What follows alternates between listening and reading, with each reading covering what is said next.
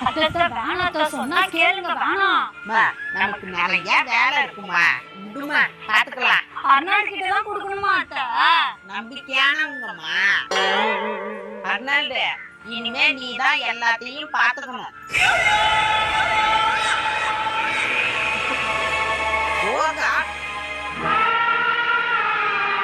வாழ்த்துக்கள் அர்னால்டு.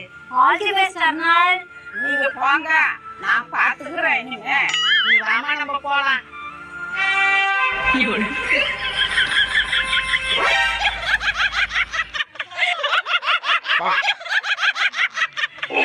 கண்ண வச்சே உங்களை போடுற பாரு.